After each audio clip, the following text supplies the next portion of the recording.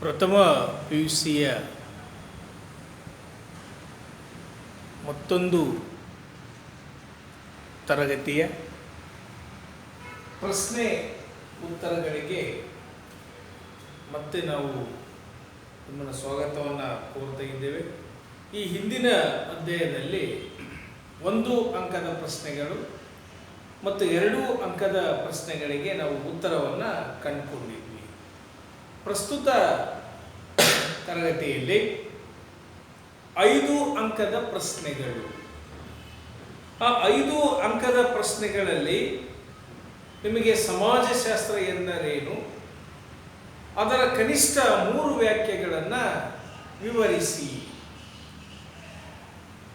ನಾನು ಮೊದಲೇ ಹೇಳಿದಾಗಿನೇ ತುಂಬ ಸರಳವಾಗಿರ್ತಕ್ಕಂಥ ವ್ಯಾಖ್ಯೆಗಳು. ಉದಾಹರಣೆಯಾಗಿ ಎಮಿಲಿ ಡರ್ಕಿಮ್ರವರ ಪ್ರಕಾರ ಸಾಮಾಜಿಕ ಸಂಸ್ಥೆಗಳ ಅಧ್ಯಯನವೇ ಸಮಾಜಶಾಸ್ತ್ರ.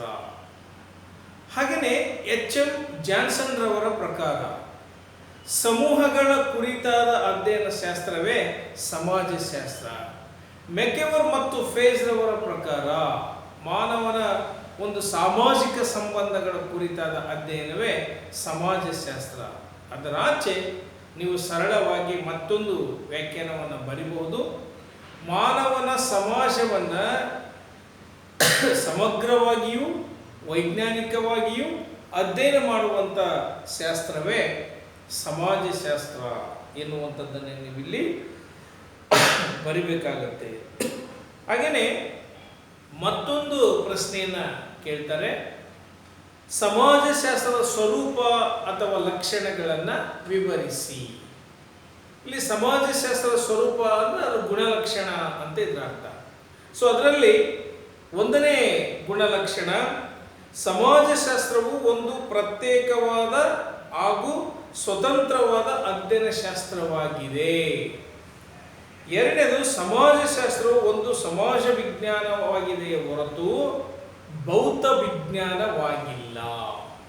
3ನೇದು, ಸಮಾಜಶಾಸ್ತ್ರವು ಒಂದು ನಿಶ್ಚಯಾತ್ಮಕ ಶಾಸ್ತ್ರವಾಗಿದೆಯೇ ವಿನಃ ಗುಣ ನಿರ್ದೇಶಕ ಶಾಸ್ತ್ರವಲ್ಲ.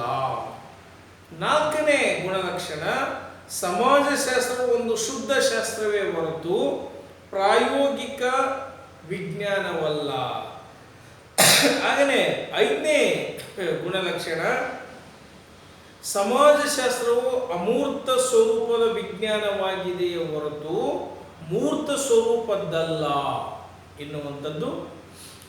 ಹಾಗೆಯೇ 6ನೇದು, ಸಮಾಜಶಾಸ್ತ್ರವು ಸಾಮಾನ್ಯೀಕರಣ ಮಾಡುವ ವಿಜ್ಞಾನವಾಗಿದೆಯೇ ಹೊರತು ವೈಯಕ್ತೀಕರಣ ಮಾಡುವ ವಿಜ್ಞಾನವಲ್ಲ. ಮತ್ತೊಂದು 7ನೇ ಗುಣಲಕ್ಷಣ, ಸಮಾಜಶಾಸ್ತ್ರವು ಒಂದು ಸಾಮಾನ್ಯ ವಿಜ್ಞಾನವಾಗಿದೆಯೇ ಹೊರತು ವಿಶೇಷ ವಿಜ್ಞಾನವಾಗಿಲ್ಲ. ಹಾಗೆಯೇ 8ನೇದು, ಒಂದು ವಿಜ್ಞಾನವಾಗಿ ಸಮಾಜಶಾಸ್ತ್ರ. ಹೀಗೆ ನಾವು ಬಹುಮುಖ್ಯವಾಗಿ ಈ 8 ಗುಣಲಕ್ಷಣಗಳು, ಈ 8 ಗುಣಲಕ್ಷಣಗಳನ್ನು 5 ಅಂಕಕ್ಕೆ ಕೆಲವು ಸಲ ಯಾವುದಾದ್ರೂ 5 ಗುಣಲಕ್ಷಣಗಳನ್ನು ವಿವರಿಸಿ ಅಂತ ಕೇಳಬಹುದು. 10 ಅಂಕಕ್ಕೆ ಕೇಳಿದಾಗ ಸಮಾಜಶಾಸ್ತ್ರ ಎಂದರೇನು, ಸಮಾಜಶಾಸ್ತ್ರದ ಒಂದು ಸ್ವರೂಪ ಅಥವಾ ಗುಣಲಕ್ಷಣಗಳನ್ನು ವಿವರಿಸಿ ಅಂತ ಕೇಳಬಹುದು. ಈ 8 ಗುಣಲಕ್ಷಣಗಳನ್ನು ನೀವು ಬರೆದು ಒಂದೊಂದಾಗಿ ವಿವರಿಸ್ತಾ ಹೋಗಿದ್ರೆ ನಿಮಗೆ ಒಳ್ಳೆ ಅಂಕಗಳು ಸಿಗಲಿಕ್ಕೆ ಸಾಧ್ಯತೆ ಇದೆ ಎನ್ನುವಂಥದ್ದು. ನೆಕ್ಸ್ಟ್ ಇಲ್ಲಿ ಸಮಾಜಶಾಸ್ತ್ರದ ಉಗಮದಲ್ಲಿ ಅವಳಿ ಕ್ರಾಂತಿಗಳ ಪಾತ್ರವನ್ನು ವಿವರಿಸಿ. ಅಂದರೆ ಸಮಾಜಶಾಸ್ತ್ರ ಉಗಮಕ್ಕೆ ಅವಳಿ ಕ್ರಾಂತಿಗಳು, ಉದಾಹರಣೆಯಾಗಿ ಒಂದು ಫ್ರಾನ್ಸಿನ ಮಹಾಕ್ರಾಂತಿ, ಇಂಗ್ಲೆಂಡಿನ ಒಂದು ಕೈಗಾರಿಕಾ ಕ್ರಾಂತಿಗಳ ಬಗ್ಗೆ ಒಂದು ಸಂಕ್ಷಿಪ್ತವಾಗಿರುವಂಥ ಒಂದು ಮಾಹಿತಿಯನ್ನು ನೀವು ವಿಶ್ಲೇಷಣೆ ಮಾಡಬೇಕು. ಸೊ ಅದು ನಿಮಗೆ ಒಂದು 5 ಅಂಕದ ಪ್ರಶ್ನೆಗೆ ಹೇಳುವಂಥದ್ದು. ಹಾಗೆಯೇ ಸಮಾಜಶಾಸ್ತ್ರ ಅಧ್ಯಯನದ ಕುರಿತಾದ ಅಲೆಕ್ಸ್ ಇಂಕಲ್ಸ್ ರವರ ವ್ಯಕ್ತಪಡಿಸಿದ ಅಭಿಪ್ರಾಯ. ಇಲ್ಲಿ ಅಲೆಕ್ಸ್ ಇಂಕಲ್ಸ್ ರವರು ಸಮಾಜಶಾಸ್ತ್ರವು ಯಾವ್ಯಾವ ಅಧ್ಯಯನ ವಿಷಯಗಳನ್ನು ಕುರಿತು ಅಧ್ಯಯನ ಮಾಡುತ್ತದೆ ಎನ್ನುವಂಥದ್ದನ್ನು ಅಲ್ಲಿ ಸಾಕಷ್ಟು ನಮಗೆ ಮಾಹಿತಿಯನ್ನು ನೀಡುವಂಥದ್ದು. ಅದರಲ್ಲೂ ವಿಶೇಷವಾಗಿ ಅಲೆಕ್ಸ್ ಇಂಕಲ್ಸ್ ರವರು ವಾಟ್ ಈಸ್ ಸೋಷಿಯಾಲಜಿ ಎಂಬ ಗ್ರಂಥದಲ್ಲಿ ನಮಗೆ ಮಾಹಿತಿಯನ್ನು ನೀಡ್ತಾರೆ. ಉದಾಹರಣೆಯಾಗಿ ಮಾನವನ ಸಮಾಜ ಮತ್ತು ಸಂಸ್ಕೃತಿಯ ಸಮಾಜಶಾಸ್ತ್ರೀಯ ವಿಶ್ಲೇಷಣೆ, ಸಾಮಾಜಿಕ ಜೀವನದ ಮೂಲಭೂತ ಘಟಕಗಳ ಅಧ್ಯಯನ, ಹಾಗೆಯೇ ಮೂಲಭೂತ ಸಾಮಾಜಿಕ ಸಂಸ್ಥೆಗಳ ಅಧ್ಯಯನ, ಹಾಗೆಯೇ ಮೂಲಭೂತ ಸಾಮಾಜಿಕ ಪ್ರಕ್ರಿಯೆಗಳ ಅಧ್ಯಯನ, ವಿಶೇಷ ಕ್ಷೇತ್ರಗಳ ಶೋಧನೆ.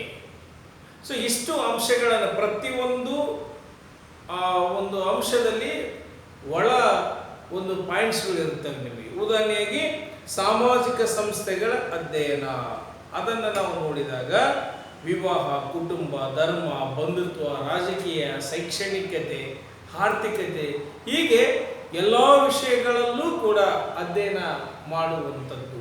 ಸೊ ಹೀಗೆ ಪ್ರತಿಯೊಂದು 5 ಅಂಶಗಳಲ್ಲಿ ಕೂಡ ಒಳ ಅಂಶಗಳ ಬಗ್ಗೆ ನೀವು ಕುರಿತು ಬರಿಬೇಕಾಗುತ್ತೆ ಎನ್ನುವಂಥದ್ದು.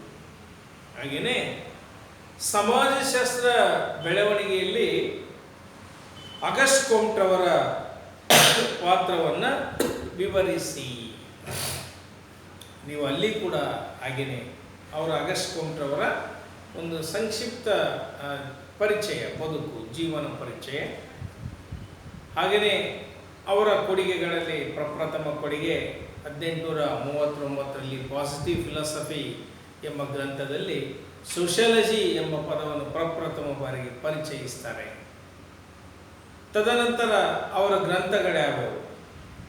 ಮತ್ತು ಸಮಾಜಶಾಸ್ತ್ರವನ್ನು 2 ವಿಭಾಗಗಳಾಗಿ ವಿಂಗಡಣೆ ಮಾಡ್ತಾರೆ. ಸಾಮಾಜಿಕ ಸ್ಥಿತಿಶಾಸ್ತ್ರ ಮತ್ತು ಸಾಮಾಜಿಕ ಚಲನಶಾಸ್ತ್ರ. ಹಾಗೆಯೇ ಸಮಾಜಶಾಸ್ತ್ರದ 3 ಹಂತಗಳು ಅಂತ ಮಾಡ್ತಾರೆ. ಆ ಹಂತಗಳನ್ನು ಕೂಡ ನಾವು, ಒಂದು ದೇವಶಾಸ್ತ್ರೀಯ ಹಂತ, 2ನೇದು ಕಾಲ್ಪನಿಕ ಹಂತ, 3ನೇದು ವೈಜ್ಞಾನಿಕ ಹಂತ. ಹಾಗೆಯೇ ಈ ಪ್ರಕಾರವಾಗಿ ಬರೆದು ಸಮಾಜಶಾಸ್ತ್ರಕ್ಕೆ ಅವರ ಕೊಡುಗೆ ಏನು ಎನ್ನುವಂಥದ್ದನ್ನು ನಾವು ಸಂಕ್ಷಿಪ್ತವಾಗಿ ಬರೆದರೆ 5 ಅಂಕ ನಮಗೆ ಸಿಗುವಂಥದ್ದು. ಹಾಗೆಯೇ ಆ ಸಮಾಜಶಾಸ್ತ್ರಕ್ಕೆ ಹರ್ಬರ್ಟ್ ಸ್ಪೆನ್ಸರ್ ಅವರ ಕೊಡುಗೆ, ಎಮಿಲಿ ಡರ್ಕಿಮ್ರವರ ಕೊಡುಗೆ, ಡಾಕ್ಟರ್ GS ಸುಗುರೆ ಮತ್ತು ಇರಾವತಿಯವರ ಒಂದು ಕೊಡುಗೆ ಇತ್ಯಾದಿ ಎಲ್ಲ ವಿಷಯಗಳನ್ನು ಕುರಿತು ನಾವು ಬರಿಬೇಕಾಗುತ್ತೆ ಎನ್ನುವಂಥದ್ದು. ಹಾಗೆಯೇ ಸಮಾಜಶಾಸ್ತ್ರ ಒಂದು ಶುದ್ಧ ವಿಜ್ಞಾನ ಎಂದು ಪರಿಗಣಿಸಿ ಬರೆಯಿರಿ. ಹೌದು, ಸಮಾಜಶಾಸ್ತ್ರ ಒಂದು ಶುದ್ಧ ವಿಜ್ಞಾನ, ಜ್ಞಾನ ಸಂಪಾದನೆ ಅದರ ಬಹುಮುಖ್ಯ ಗುರಿ. ಅದು ಹೇಗೆ ಎನ್ನುವಂಥದ್ದನ್ನು ನಾವು ಅಲ್ಲಿ ಬರಿತಾ ಹೋಗಬೇಕು. ನಿಮಗೆ ನೋಟ್ಸ್ ಕೊಟ್ಟಿದ್ವಿ, ಅದರಲ್ಲಿದೆ ಎನ್ನುವಂಥದ್ದು. ಹಾಗೆಯೇ ಅನ್ವಯಿಕ ಸಮಾಜಶಾಸ್ತ್ರದ 5 ಶಾಖೆಗಳನ್ನು ಬರೆಯಿರಿ. ಉದಾಹರಣೆಗೆ ಚಿಕಿತ್ಸಕ ಸಮಾಜಶಾಸ್ತ್ರ, ಸಾಮಾಜಿಕ ಇಂಜಿನಿಯರಿಂಗ್, ಸಮಾಜ ಕಾರ್ಯ, ಅನ್ವಯಿಕ ಸಾಮಾಜಿಕ ಸಂಶೋಧನೆ, ಕ್ರಿಯಾತ್ಮಕ ಸಮಾಜಶಾಸ್ತ್ರ. ಇಷ್ಟು ಅಂಶಗಳ ಬಗ್ಗೆ ನಾವು ಸಂಕ್ಷಿಪ್ತವಾಗಿರ್ತಕ್ಕಂಥ ಒಂದು ಮಾಹಿತಿಯನ್ನು ನೀಡುವಂಥದ್ದು. ಇದರಾಚೆ ವಿಜ್ಞಾನ ಎಂದರೇನು, ಅದರ ಗುಣಲಕ್ಷಣಗಳನ್ನು ವಿವರಿಸಿ 5 ಅಂಕದ ಪ್ರಶ್ನೆಯನ್ನು ಕೇಳ್ತಾರೆ. ಕ್ರಮಬದ್ಧವಾದ ಜ್ಞಾನವೇ ವಿಜ್ಞಾನ ಅಥವಾ ಸಂಘಟಿತವಾದ ಜ್ಞಾನವೇ ವಿಜ್ಞಾನ ಎನ್ನುವಂಥದ್ದು.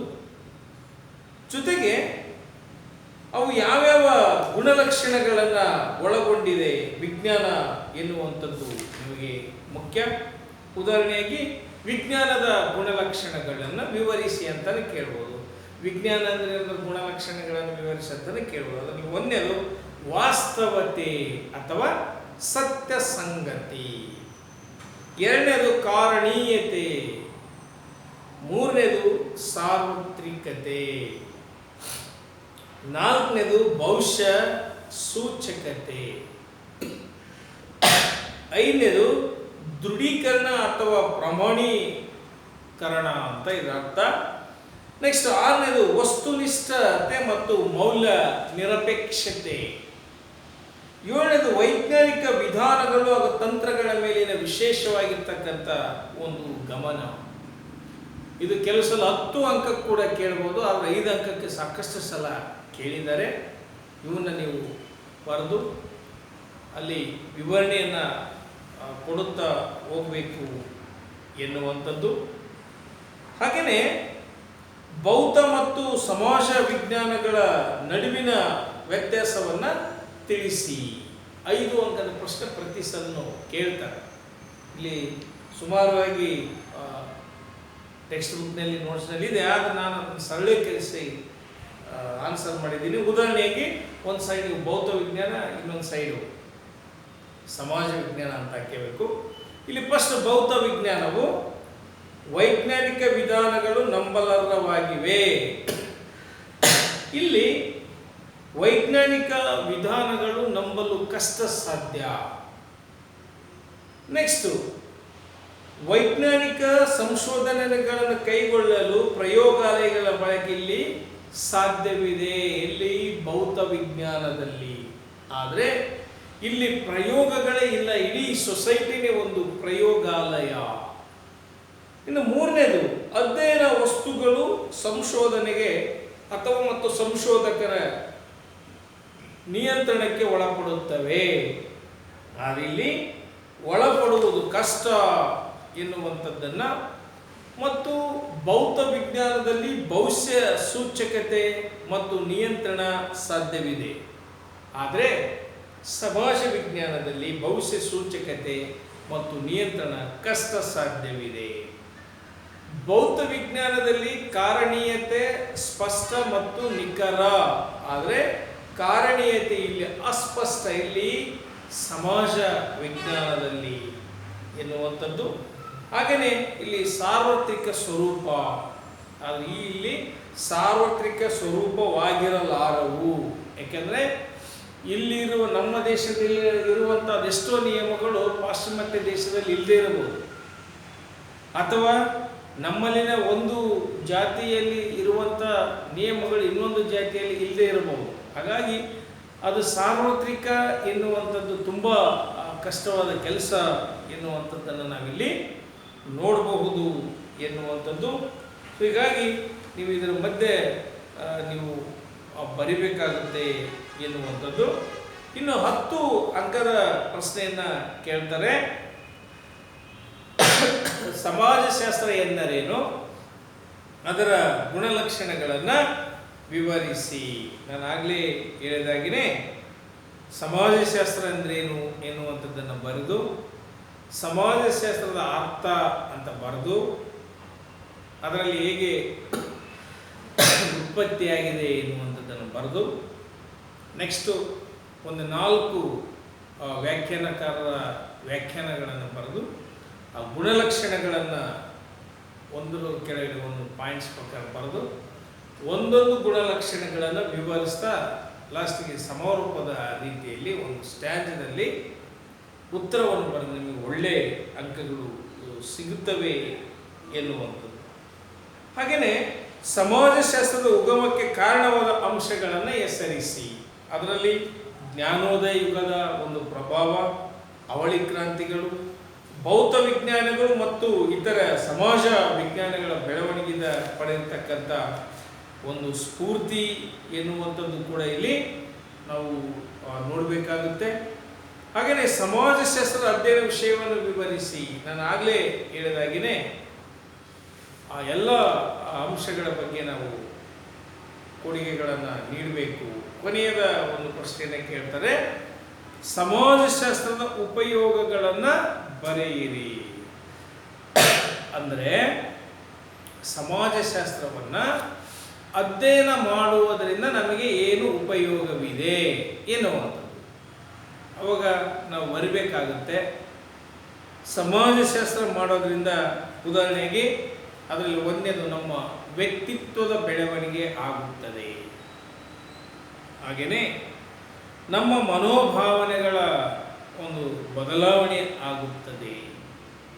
ಹಾಗೆಯೇ ಸಾಮಾಜಿಕ ಅದೆಷ್ಟೋ ಸಮಸ್ಯೆಗಳಿಗೆ ಒಂದು ಪರಿಹಾರ ನೀಡುತ್ತದೆ. ಹಾಗೆಯೇ ಸಾಮಾಜಿಕ ನಿಯೋಜನೆ ಮತ್ತು ಸಾಮಾಜಿಕ ನೀತಿ ಮತ್ತು ಐದನೇದು ಹಿಂದುಳಿದ ಹಾಗೂ ದುರ್ಬಲ ವರ್ಗಗಳ ಏಳಿಗೆಗೆ ಸಹಾಯಕವಾಗಿದೆ. ಮತ್ತು ಒಂದು ಬೋಧನಾ ವಿಷಯವಾಗಿ ಸಮಾಜಶಾಸ್ತ್ರ, ಆ ಬೋಧನಾ ವಿಷಯವು ಅನೇಕ ಉದ್ಯೋಗಗಳನ್ನು ಕಲ್ಪಿಸಿಕೊಡುವಂಥ ಒಂದು ವಿಶಿಷ್ಟ ಪರಿಕಲ್ಪನೆ. ಹಾಗೆಯೇ ಏಳನೇದು ದೇಶದ ಆರ್ಥಿಕ ಅಭಿವೃದ್ಧಿಯಲ್ಲಿ ಸಮಾಜಶಾಸ್ತ್ರದ ಪಾತ್ರ. ಒಂದು ಆರ್ಥಿಕ ಅಭಿವೃದ್ಧಿಯಲ್ಲಿ ಸಮಾಜಶಾಸ್ತ್ರವು ಹೇಗೆ ಒಂದು ಮಾಹಿತಿಯನ್ನು ಸಂಗ್ರಹ ಮಾಡಿ ಅದನ್ನು ವಿಶ್ಲೇಷಿಸಿ ಯೋಜನೆಕಾರರಿಗೆ ತಲುಪಿಸಲಿಕ್ಕೆ ಸಾಧ್ಯತೆ ಇದೆ ಎನ್ನುವಂಥದ್ದು. ಹೀಗೆ ಆಧುನಿಕ ಸನ್ನಿವೇಶಗಳು ಹಾಗೂ ಬೆಳವಣಿಗೆ ಬಗ್ಗೆ ನಮಗೆ ಜ್ಞಾನವನ್ನು ನೀಡುವಂಥದ್ದು. ಆಧುನಿಕ ಸನ್ನಿವೇಶಗಳು ಯಾವ ರೀತಿಯಾಗಿ ಬಂದವು ಎನ್ನುವಂಥದ್ದು. ಹಾಗೆಯೇ ವೈಜ್ಞಾನಿಕ ವಿಧಾನಗಳ ವ್ಯಾಖ್ಯಾನಗಳನ್ನು ನೀಡಿ ಅದರ ಹಂತಗಳನ್ನು ನಾವು ಬರಿಬೇಕಾಗುತ್ತೆ. ಅದರಲ್ಲಿ ಸಮಾಜಶಾಸ್ತ್ರದ ಒಂದು ದೃಷ್ಟಿಕೋನದ ಹಿನ್ನೆಲೆಯಲ್ಲಿ ಎಬರ್ಮಾಸ್, ಡೇರಿಡ್, ಬೋರ್ಡಿಯೋ ಇತ್ಯಾದಿ ಚಿಂತಕರ ಬಗ್ಗೆ ಕೆಲವು ವಿಷಯಗಳನ್ನು ನಾವು ಬರಿಬೇಕಾಗಿರ್ತಕ್ಕಂಥದ್ದು ಅನಿವಾರ್ಯ. ಹಾಗೆಯೇ ಸಮಾಜಶಾಸ್ತ್ರದ ಉಪಯೋಗಗಳು, ಹಾಗೆಯೇ ಅಲ್ಲಿ ಬರುವಂಥ ಪ್ರತಿ ಉದಾಹರಣೆಯಾಗಿ ಚಿಂತಕರು ಅಂತ ನಾವೇನು ಕರಿತಿದ್ದೀವಿ, Auguste Comte, Herbert Spencer, Emile Durkheim ಮತ್ತು ಕಾರ್ಲ್ ಮಾರ್ಕ್ಸ್. ಹಾಗೆಯೇ ಭಾರತೀಯ ಸಮಾಜಶಾಸ್ತ್ರಜ್ಞರಾಗಿರ್ತಕ್ಕಂಥ ಡಾಕ್ಟರ್ GS ಗುರ್ರೆಯವರು, ಡಾಕ್ಟರ್ MN ಶ್ರೀನಿವಾಸರವರು, ಡಾಕ್ಟರ್ ಇರಾವತೆ ಕರ್ವೆಯವರು, AR ದೇಸಾಯಿಯವರು, ಹೀಗೆ ಅನೇಕ ಥರದ ಒಂದು ಸಮಾಜಶಾಸ್ತ್ರಜ್ಞರ ಸಮಾಜಶಾಸ್ತ್ರಕ್ಕೆ ಒಂದು ಕೊಡುಗೆಗಳ ಬಗ್ಗೆ ನಾವು ವಿವರಿಸಬೇಕಾಗುತ್ತೆ ಎನ್ನುವಂಥದ್ದು. ಹಾಗೆಯೇ ಸಮಾಜಶಾಸ್ತ್ರದ ಆಧುನಿಕ ತಿರುವುಗಳು 21ನೇ ಶತಮಾನದಲ್ಲಿ ಏನೇನು ಕೊಡುಗೆ ಆಯಿತು ಎನ್ನುವಂಥದ್ದು. ಸಮಾಜಶಾಸ್ತ್ರ ಆ ಮೂಲಕವಾಗಿಯೇ ಒಂದು ಅನ್ವಯಿಕ ಶಾಸ್ತ್ರದ ವಿಧಗಳಾಗಿ ಯಾವ ರೀತಿಯಾಗಿ ಪರಿಚಯ ಆಯಿತು ಎನ್ನುವಂಥದ್ದನ್ನು ನಾವಿಲ್ಲಿ ನೋಡಬೇಕಾಗುತ್ತೆ. ಹೀಗೆ ಇಲ್ಲಿ ಅಧ್ಯಾಯ 1ಕ್ಕೆ ಸಂಬಂಧಿಸಿದಂತೆ ಸಮಾಜಶಾಸ್ತ್ರದ 1 ಮತ್ತು 2 ಅಂಕದ ಪ್ರಶ್ನೆಗಳು, 5 ಅಂಕದ ಪ್ರಶ್ನೆಗಳು, 10 ಅಂಕದ ಪ್ರಶ್ನೆಗಳ ಬಗ್ಗೆ ನಾವು ಸಂಕ್ಷಿಪ್ತವಾಗಿರುವಂಥ ಒಂದು ಮಾಹಿತಿಯನ್ನು ತಿಳ್ಕೊಳ್ಬೇಕು. ಆ ಮಾಹಿತಿಯ ಪ್ರಕಾರವಾಗಿಯೇ ನಾವು ಕ್ಲಾಸ್ಗಳನ್ನು ಕೇಳ್ತಾ ಹೋದರೆ, ಆ ನೋಟ್ಸ್ಗಳನ್ನು ನೋಡ್ತಾ ಹೋದರೆ, ಅದರಾಚೆ ನೀವು ಕೂಡ ಸ್ವತಂತ್ರವಾಗಿ ಆ ವಿಷಯಕ್ಕೆ ತಕ್ಕಾಗಿ ಬರವಣಿಗೆಯನ್ನು ರೂಢಿಸಿಕೊಂಡಿದ್ದಾದರೆ ಮುಂದಿನ ನಾವೇನು ದ್ವಿತೀಯ PUC ನಮ್ಮ ಬಹುಮುಖ್ಯ ಗುರಿ. ಆದರೆ ದ್ವಿತೀಯ PUCಯಲ್ಲಿ ಒಳ್ಳೆಯ ಅಂಕಗಳನ್ನು ಪಡಿಬೇಕಂದ್ರೆ ಪ್ರಥಮ PUC ಕೂಡ ನಮಗೆ ಬಹುಮುಖ್ಯವಾಗಿರುವಂಥ ಒಂದು ಪರಿಕಲ್ಪನೆ. ಆ ಹಿನ್ನೆಲೆಯಲ್ಲಿ ನಾವು ಈಗಿನಿಂದಲೇ ತಯಾರಿಯಾಗಿ ನಾವು ಆ ವಿಷಯದ ಬಗ್ಗೆ ಹೆಚ್ಚು ಗಮನವನ್ನು ನೀಡಬೇಕು ಎನ್ನುವಂಥದ್ದನ್ನು ಈ ಮೂಲಕ ಹೇಳುತ್ತಾ, ತದನಂತರ ಮುಂದಿನ ತರಗತಿಯಲ್ಲಿ ಮತ್ತೊಂದು ಅಧ್ಯಾಯ 2ನೇ ಅಧ್ಯಾಯದ ಬಗ್ಗೆ ಮತ್ತು ಅಲ್ಲಿ ಬರುವಂಥ 1, 2, 5, 10 ಅಂಕದ ಪ್ರಶ್ನೆಗಳ ಬಗ್ಗೆ ನಾವು ಚರ್ಚಿಸೋಣ ಎನ್ನುವಂಥ